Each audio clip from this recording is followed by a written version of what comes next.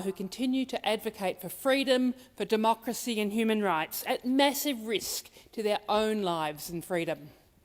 Given their courage and conviction, it has been appalling to see the Australian government refusing to impose sanctions on the leaders of the coup and the military-owned companies who are funneling money to support them. Countries around the world, including the US, the UK, the EU and Canada, have imposed sanctions on the leaders of the coup, but not us. We, in contrast, are failing the people of Myanmar. We've had 370 civil society organisations in Myanmar calling on our government to urgently impose sanctions. These are the people on the ground that our government should be listening to.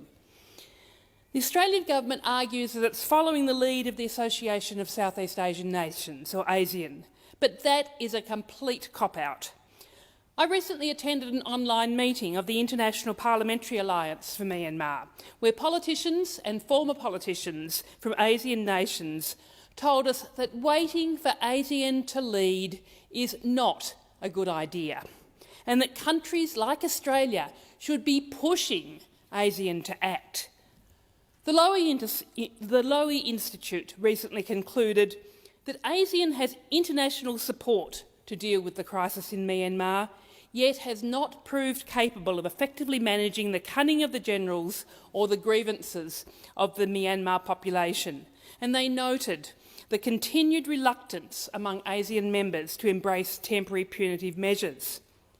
Our former ambassador to Myanmar, Nicholas Koppel, has called for targeted sanctions, noting that while our neighbours in Asia will not join the chorus, they will not be surprised that we speak out, and it will give more leverage to the less confrontational style of ASEAN. But no, our Foreign Minister tells us that it's not in our national interest to impose sanctions. But for the life of me, I cannot see how acting to support democracy and human rights in our region, in a country which has got such strong personal and business ties to Australia, how can that be against our national interest? And how can it be against our national interest to support our Burmese population here in Australia, who are working so hard to support their communities against the imposition of totalitarian, violent military rule? And the tragedy that's occurring on the ground in Myanmar is reflected by a statement by the Australian College for Emergency Medicine and a number of other bodies who have called for the safe and unconditional release of the president of the Myanmar Emergency Medicine Society, Professor Mormor U, following his arrest and detention on Monday the 12th of April 2021. So it's been 9 weeks since that professor was arrested, but he still hasn't been charged.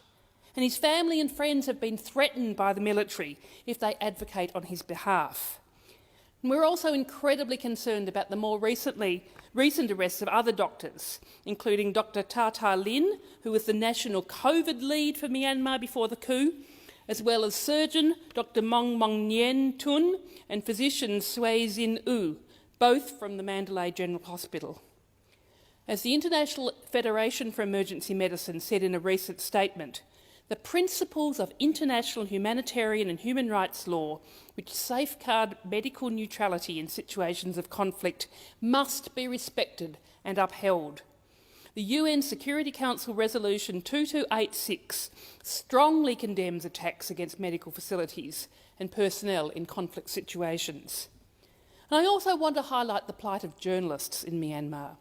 A recent Guardian article summarised many Myanmar journalists are in hiding or have managed to flee the country, although most continue to cover the junta's crimes.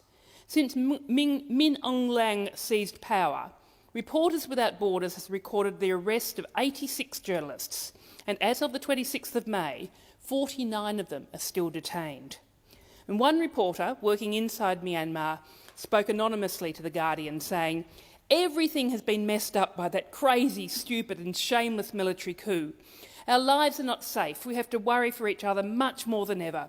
The junta military is no longer an army. It's just a gang of thieves and murderers, led by their gangster, Min Aung Hlaing."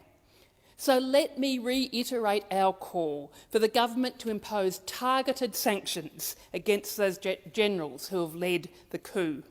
And for those of you who are struggling in Myanmar, struggling for justice, facing being shot at when you protest, and for the many who are advocating around the world, here in Australia and in other countries, we hear you, we see you. Know that your voice is powerful and heard here in the Australian Parliament and elsewhere.